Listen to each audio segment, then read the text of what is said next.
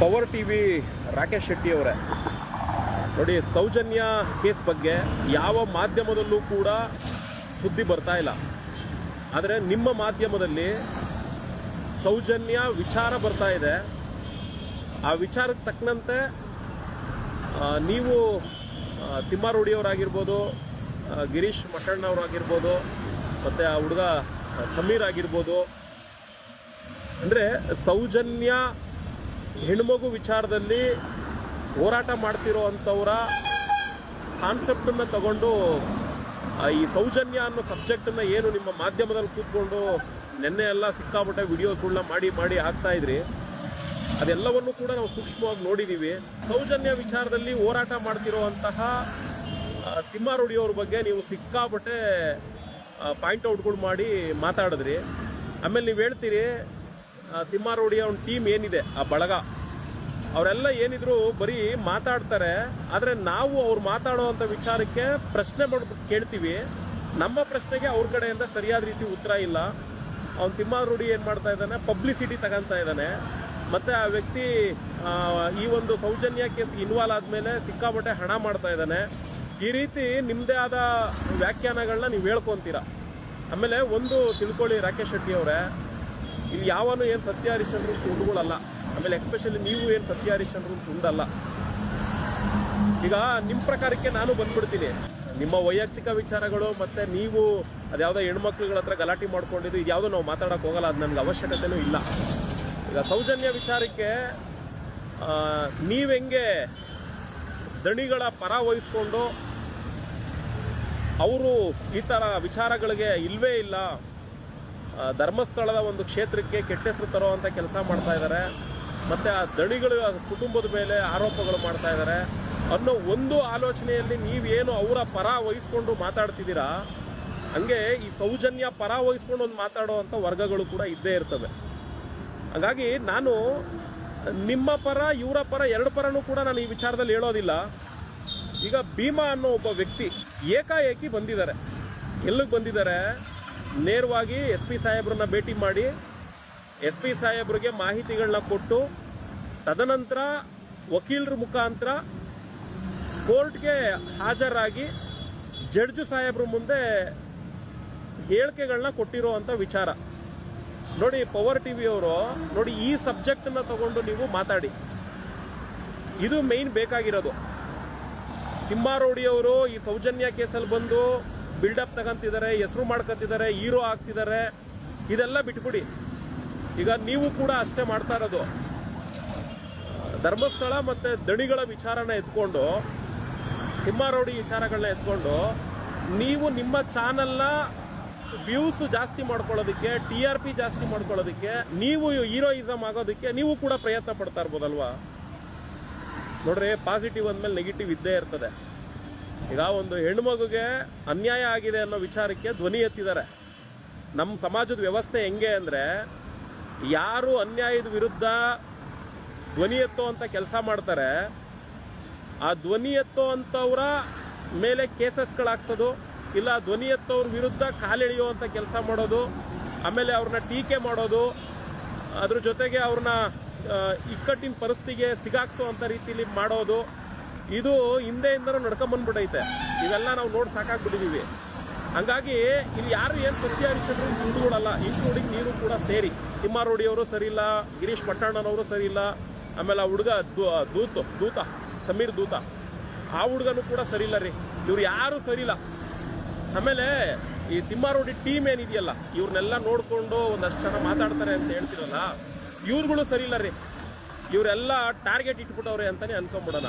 ಭೀಮಾ ಬಂದಿದ್ದಾರಲ್ಲ, ಈಗ ಬಂದು ಜಡ್ಜ್ ಸಾಹೇಬ್ರ ಮುಂದೆ ಎಲ್ಲ ಸ್ಟೇಟ್ಮೆಂಟ್ ಕೊಟ್ಟಿದ್ದಾರಲ್ವಾ, ಈಗ ಇಲಾಖೆ ಕೆಲಸ ಮಾಡಬೇಕಲ್ವಾ? ಸಂವಿಧಾನದ 4ನೇ ಅಂಗ ಮಾಧ್ಯಮ ಅಂತ ಹೇಳ್ಕೊಂತೀರ ನೀವಾಗಿರ್ಬೋದು, ಮತ್ತು ಸಮಾಜ ಆಗಿರ್ಬೋದು. ನಿಮ್ಮ 4ನೇ ಅಂಗದಿಂದ ಇಲಾಖೆ, ಕಾನೂನು ವ್ಯವಸ್ಥೆ ಏನು ನಡೀತಾ ಇದೆ, ಇದೆಲ್ಲ ಆಧಾರವಾಗಿ ಇಟ್ಕೊಂಡು ಸುದ್ದಿ ಮಾಡಿ. ನೋಡಿ, ವಿಜಯ್ ಟೈಮ್ಸಲ್ಲಿ ವಿಜಯಲಕ್ಷ್ಮಿ ಶಿಬೂರ್ ಅವರು ಸುದ್ದಿ ಮಾಡಿದ್ದಾರೆ ನೋಡಿ. ವಿಚಾರಕ್ಕೆ ತಕ್ಕಂತೆ ಆಧರಿಸ್ಬಿಟ್ಟು ಸುದ್ದಿ ಮಾಡಿ. ತಿಮ್ಮಾರೋಡಿ ಸರಿ ಇಲ್ವಾ, ಬೇಡ ಬಿಟ್ಬಿಡ್ರಿ. ತಿಮ್ಮಾರೋಡಿ ಕಂಪೇರ್ ಮಾಡ್ಕೊಂಡ್ರೆ ನೀವು ಒಳ್ಳೆಯವರಾ? ಆಯ್ತಪ್ಪ, ನೀನೇ ಒಳ್ಳೆಯವರು. ಗಿರೀಶ್ ಪಟ್ಟಣ್ಣ ಅವ್ರು ಸರಿ ಇಲ್ವಾ? ಬೇಡ, ಬಿಟ್ಬಿಡಿ. ನೋಡ್ರಿ, ಅವರು ಸಬ್ಜೆಕ್ಟನ್ನ ತಂದು ಮುಂದೆ ಇಟ್ಟಿದ್ದಾರೆ. ಅವ್ರು ಹೀರೋ ಆಗ್ತಾ ಇದ್ದಾರೋ, ವಿಲನ್ ಆಗ್ತಾ ಇದ್ದಾರೋ, ಅವ್ರು ಇನ್ನೊಂದು ಮಾಡ್ತಾ ಇದ್ದಾರೋ, ಮತ್ತೊಂದು ಮಾಡ್ತಾ ಇದ್ದಾರೋ, ಅದ್ರದ್ದು ಎವಿಡೆನ್ಸ್ಗಳು ಸಿಗಾಕೊಂಡಾಗ ಅದರ ಕರ್ಮ ಅವ್ರು ಅನುಭವಿಸ್ಕೊಳ್ತಾರೆ. ಹಂಗಂತ ಹೇಳಿ ಅವ್ರು ಸರಿ ಇಲ್ಲ, ಇಲ್ಲಿ ಯಾರನ್ನೋ ಟಾರ್ಗೆಟ್ ಮಾಡ್ತಿದ್ದಾರೆ. ಸ್ವಾಮಿ, ನಾವು ಯಾರನ್ನೂ ಟಾರ್ಗೆಟೇ ಮಾಡೋದು ಬೇಡ. ಈಗ ಭೀಮಾ ಅನ್ನೋ ವ್ಯಕ್ತಿ ಏಕಾಏಕಿ ಬಂದಿದ್ದಾರೆ. ಇಲಾಖೆ ಪ್ರೊಸೀಜರ್ ಏನಿದೆ, ಪೊಲೀಸ್ ಇಲಾಖೆನ ಭೇಟಿ ಮಾಡಿದ್ದಾರೆ. ಪೊಲೀಸ್ ಇಲಾಖೆ ಆದ್ಮೇಲೆ ಏನು ಮಾಡಿದ್ದಾರೆ, ಕಾನೂನು ಮುಂದೆ ಹೋಗಿದ್ದಾರೆ. ಕಾನೂನಲ್ಲೂ ಕೂಡ ಸ್ಟೇಟ್ಮೆಂಟ್ ಕೊಟ್ಟಿದ್ದಾರೆ. ಮಾಡ್ರಯ್ಯ ಸುದ್ದಿಗಳನ್ನ ಇದನ್ನ ಇಟ್ಕೊಂಡು ಮಾಡ್ರಿ, ಈ ಕಂಟೆಂಟನ್ನ ಇಟ್ಕೊಂಡು ಮಾಡ್ರಯ್ಯ. ಅದನ್ನ ಬಿಟ್ಬಿಟ್ಟು ಮತ್ತೆ ಹಳೆ ಪುರಾಣನ ತಕ್ಕೊಂಡು ತಿಮ್ಮಾರೋಡಿ ಹಂಗಂತೆ, ಗಿರೀಶ್ ಪುಟ್ಟಣ್ಣ ಹಿಂಗಂತೆ, ಅವ್ರು ಹೀರೋ ಆಗೋಕೆ ಹೋಯ್ತವ್ರಂತೆ, ಅವ್ರೇನೋ ದುಡ್ಡು ಮಾಡ್ಕೊಂತಾರಂತೆ. ಯಾರ್ಯಾರು ಹಣೆ ಬರದಲ್ಲಿ ಏನೇನು ತಿನ್ಬೇಕು ಅಂತ ಅದನ್ನ ಯಾವನ್ನು ತಪ್ಸಕ್ಕಾಗಲ್ಲ. ಈಗ ನೀನು ನೋಡು, ನಮ್ಮ ಕೋಡಿಹಳ್ಳಿ ಚಂದ್ರಶೇಖರ್ ಅವ್ರ ಮನೆಗೆ ಹೋಗಿ ಕೂತ್ಕೊಂಡೆ. ಏನಕ್ಕೆ ಹೋಗಿ ಕೂತ್ಕೊಂಡೆ? ನಿನ್ನ ಲೈಫನ್ನ ನೀವು ಸೇವ್ ಮಾಡ್ಕೊಳ್ಳೋದಕ್ಕೆ ಹೋಗಿ ಕೂತ್ಕೊಂಡೆ. ಕೊನೆಗೆ ಏನು ಮಾಡಿದೆ, ಅವ್ರ ಮನೇಲೇ ಇದ್ಕೊಂಡು ಅವ್ರ ಬಗ್ಗೆನೇ ಸ್ಪ್ರಿಂಗ್ ಆಪರೇಷನ್ನ ಮಾಡಿ ಅವ್ರನ್ನ ಕೆಡ್ಡ ತೋಡೋ ಅಂತ ಕೆಲಸ ಮಾಡಿದೆ. ಇದ್ರ ಕರ್ಮ ಮುಂದೊಂದು ದಿನ ನಿನಗೂ ಸಿಕ್ಕೇ ಸಿಗುತ್ತೆ. ಆದರೆ ಅಲ್ಲಿವರೆಗೂ ನೀನು ಕಾಯಬೇಕು. ಹಿಂಗೆ ನೀನು ಅಲ್ಲಿ ಮಾಧ್ಯಮದಲ್ಲಿ ಕೂತ್ಕೊಂಡು ನಿಂದೇ ಆದ ರೀತಿಯಲ್ಲಿ ನೀನು ನಿಂದೇ ದಾಟಿಯಲ್ಲಿ ನೀನು ನಿನ್ನ ಆ್ಯಂಕರ್ಗಳು ಕೂತ್ಕೊಂಡು ಮಾತಾಡ್ಬಿಟ್ರೆ ಅದನ್ನು ಕೇಳೋ ಅಷ್ಟು ಮುಟ್ಟಾಡ್ರುಗಳು ನಾವ್ಯಾರೂ ಅಲ್ಲ. ಯಾಕೆಂದರೆ ಏನು ನಡೀತಾ ಇದೆ ವ್ಯವಸ್ಥೆ ಅಂತ ನೋಡ್ತಾ ಇದ್ದೀವಿ.